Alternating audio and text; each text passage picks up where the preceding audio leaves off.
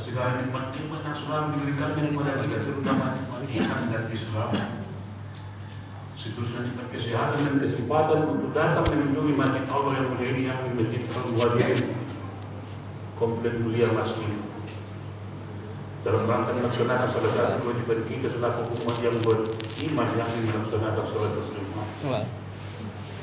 Mudah-mudahan langkah-langkah kita pada skenario berbagai ini sekalipun bukan rintik-rintik. Jadilah amalan soleh dan dijabah yang mendapatkan pahala yang berlipat ganda. Amin ya rabbal alamin.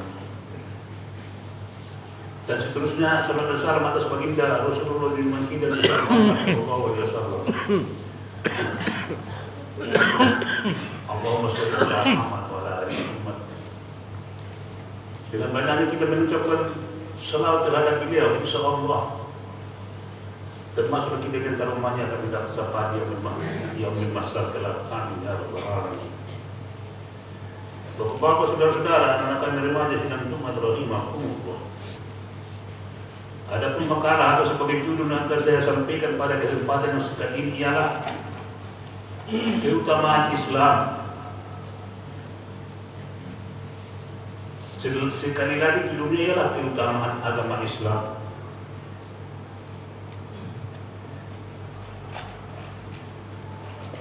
Ayat yang berjabat tadi terdapat di surat Al-Maidah ayat 3. Bahkan inilah ayat terakhir yang diturunkan oleh Allah Subhanahu wa taala yang disampaikan oleh junjungan kita besar Muhammad sallallahu alaihi wasallam pada pelaksanaan Haji Wada.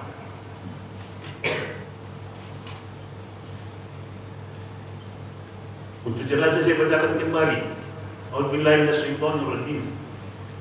Al-yawma akmaltu lakum dinakum.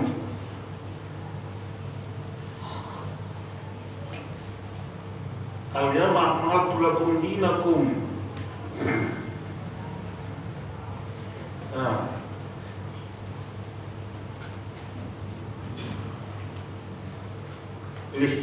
Islam dina. Yang artinya pada hari ini kata Allah Subhanahu wa taala,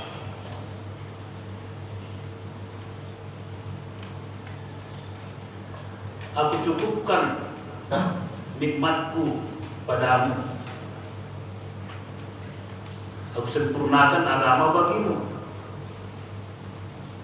dan aku ridho Islam itu sebagai agama. Nah, bapak-bapak, saudara-saudara yang kami hormati sidang Jumat rahimahumullah. Sebetulnya dalam ayat ini sudah jelas keutamaan agama kita itu. Agama Islam ini. Inilah agama yang pertama dan agama yang terakhir. Sekali lagi, inilah agama yang pertama dan agama yang terakhir.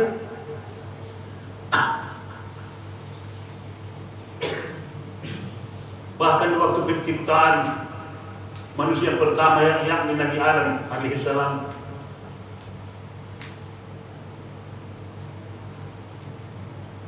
jelas tertera di dalam Al-Quran di surat Al-Baqarah yang 30 bahwa Adam diciptakan, manusia diciptakan sebagai khalifah, fil ardi khalifah. Ini Allah menyatakan.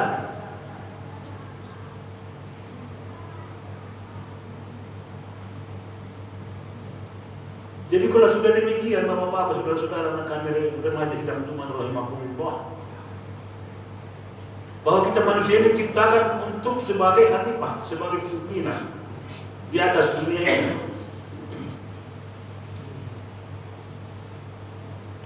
Ayat ini terdapat di dalam ayat suci Al-Quran, berarti ini sudah merupakan ajaran daripada agama Islam. Cuma pada waktu Nabi Adam belum lagi namanya Islam, agama tauhid, la ilaha illallah.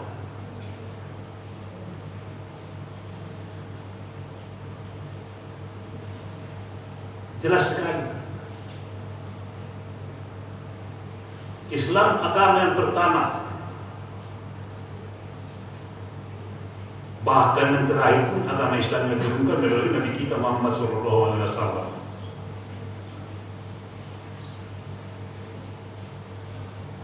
Bukan tak ada agama-agama selanjutnya.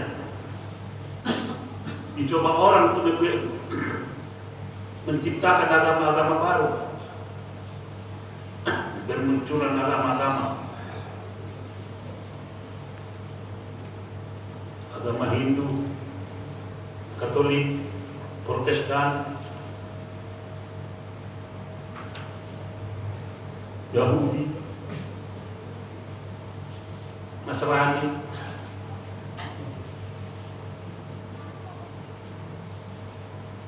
bahkan di antara yang mengaku dirinya Islam ada juga yaitu Ahmad Sadek.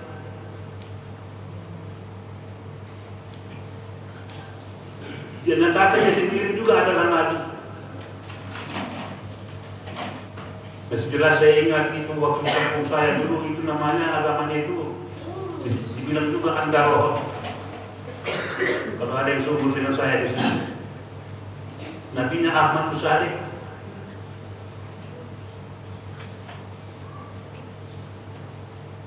Tapi setelah banyak orang protes dan dia pun meninggal dunia, raib. Tidak ada lagi agamanya itu, tidak ada lagi dia yang bilang dia Nabi.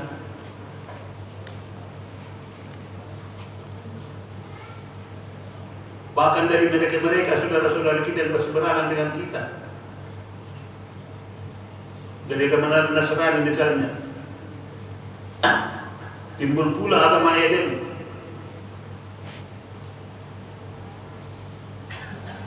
Seorang ibu yang namanya Mama Eden pula.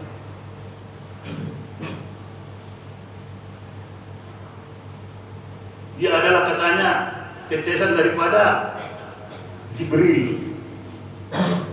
Dibilanglah nama agamanya agama Eden. Bukan Kristen, bukan Islam. Cepat masuk penjara. Lama kelamaan raib. Tak ada terdengar lagi agama Mama Eden ini.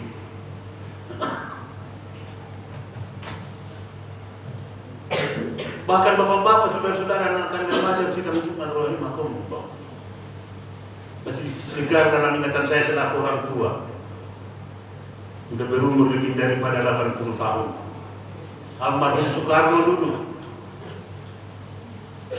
bahkan disebut juga sebagai Nabi.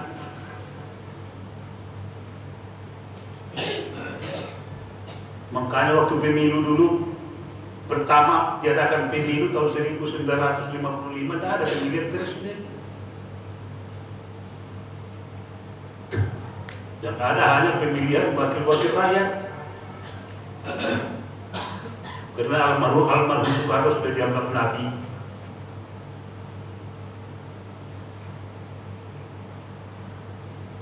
Namun akhirnya bagaimana sejak terjadi pemberontakan G30S, Nabi ataupun presiden seumur hidup, dia sudah diangkat jadi presiden seumur hidup. Begitu terjadi pemberontakan G30S DKI, selesai, dicabut lagi kembali presiden seumur hidup.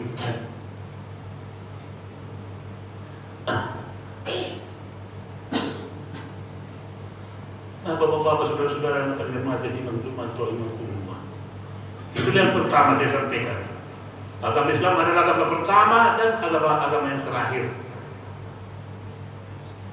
Yang kedua ialah bagaimana pula kedudukan agama Islam. Dalam Ali Imran jelas sekali. A'udzubillahi minasyaitonir rajim. Kuntum khairu ummatin ukhrijat lin-nas. Kata Allah Subhanahu wa taala, sesungguhnya kamu adalah umat terbaik bagi seluruh manusia. Jadi bapak-bapak, saudara-saudara anak kami remaja kita sebagai umat Islam ini adalah umat terbaik.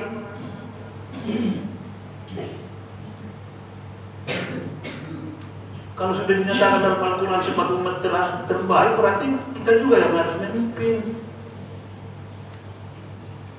Jangan kita masa bodoh. Allah sendiri menyatakan kita umat yang terbaik, umat Muhammad. Apalagi ini tinggal beberapa bulan lagi kita akan mengadakan pemilu, pesta rakyat katanya. Kalau ada calon pemimpin kita yang rasanya yang religius, yang bagus agamanya, yang tinggi ilmunya,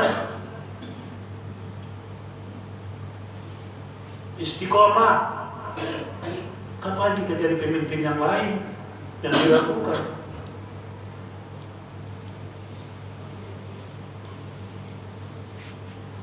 Ini yang terjadi selama ini, bapak-bapak, saudara-saudara, anak kami remaja tidak betul rahimahumullah.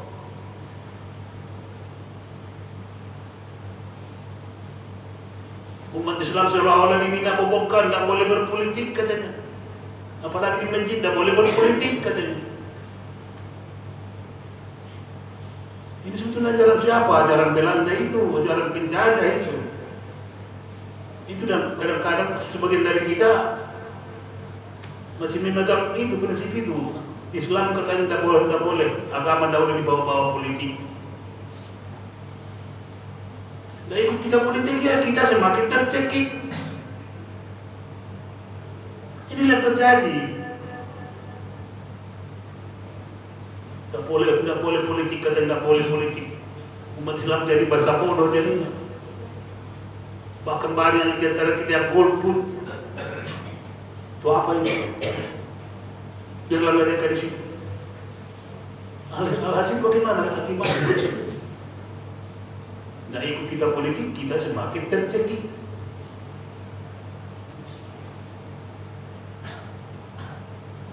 Nah, bapak-bapak, saudara-saudara, anak remaja sidang Jumat rahimahumullah. Kita butuh pembaharuan.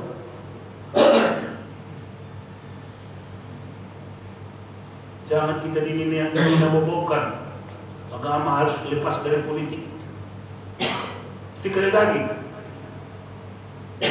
tak mau kita politik, kita semakin tercekik. Itu yang terjadi selama ini.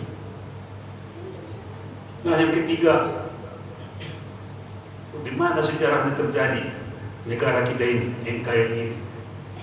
Siapa memperjuangkan kemerdekaan kita pada tanggal 17 Agustus 1945?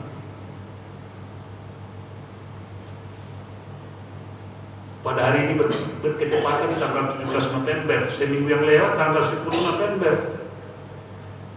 Pas Jumat yang lewat 10 November, Hari Pahlawan.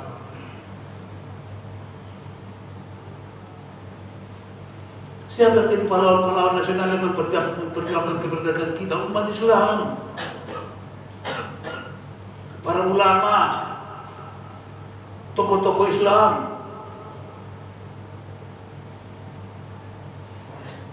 Hal itu termasuk dalam daftar pahlawan-pahlawan nasional memperjuangkan kemerdekaan Republik Indonesia.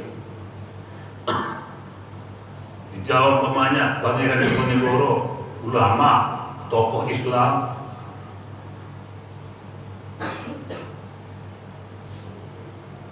Daerah Sumatera Barat, Minangkabau, Tengku Imam Bonjol, ulama Islam.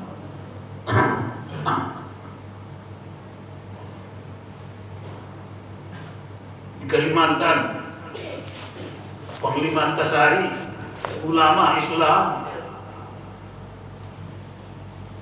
Di Sumatera Utara, Sisingamangaraja ke-12, Islam itu. Memang orang itu, teman-teman kita sebelah mengatakan itu bukan Islam katanya. Jadi apa agama Sisingamaraja, saya tanya? Saudara-saudara kita yang dari seberang apa? Bersebelahan dengan kita. Apa agama apa? Sisingamaraja 12. Islam apa? Kristen. Bukan. Jadi apa agamanya Sisingamaraja? Parmalin kan. Mana pula ada agama Parmalin? Padahal Sisingamaraja 12 itu, Sisingamaraja itu orang Batak yang menuntut ilmu Islam ke daerah Minangkabau. Begitu dia meninggal dibilang dia Parmalin, bukan Islam. Mana ada agama Parmalin? Begitulah mereka alerginya. Tak suka tapi kalau Sisingamaraja dibilang Islam, dia bilang Parmalin. Begitu juga di Sulawesi, Patimura. Ada yang bilang itu keturunan Belanda, Patimura. Padahal dia orang Islam juga nih. Namanya Ahmad Ibrahim Matulesi. Nama orang Ambon, Islam itu. Tapi begitu dia tertembak mati, ada orang Belanda digantilah namanya Patimura.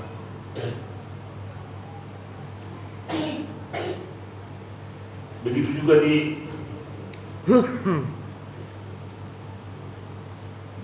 Bali, Islam, Raja Buleleng, Panglima Bone juga, semua Islam. Toh sekarang jadinya seolah-olah Islam dikucilkan. Itulah nasibnya agama kita, bapak-bapak, saudara-saudara. Sudah berjumpa dengan umum. Ini yang perlu kita renungkan sekarang.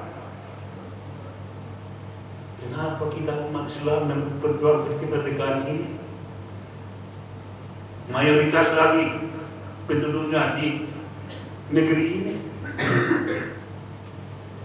toh dianggap sebagai pembedek saja, tidak ada fungsi, seolah-olah dikucilkan. Naudzubillah summa naudzubillah. Nah, marilah sama-sama kita renungkan demi masa depan kita, keturunan anak-anak cucu, demi kebahagiaan kita dunia dan akhirat. Barakallahu li wa lakum fil Qur'anil Majid. Wa nafa'ani wa iyyakum bima fihi min ayatin wa dzikril hakim. Taqabbalallahu minkum tilawatahu wa ahsana ilaykum. Aqulu qawli hadza wa astaghfirullah wa atubu ilaih. Wa ya